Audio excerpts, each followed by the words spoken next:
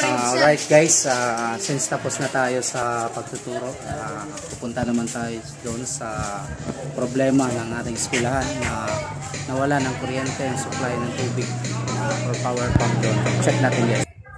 So ito yun guys, ito troubleshoot natin circuit breaker ng water pump, ng dalawang water pump na ito.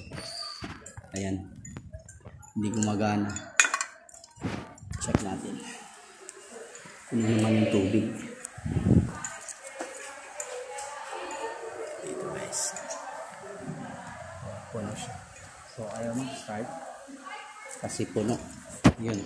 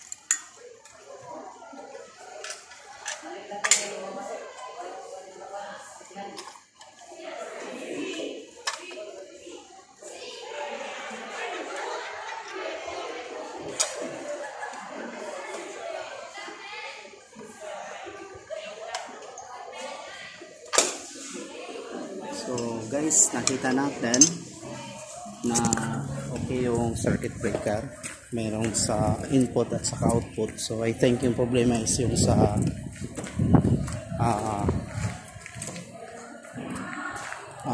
float switch sa taas, hindi sa circuit breaker yung So tignan natin doon sa 4th floor or 5th floor pa yun.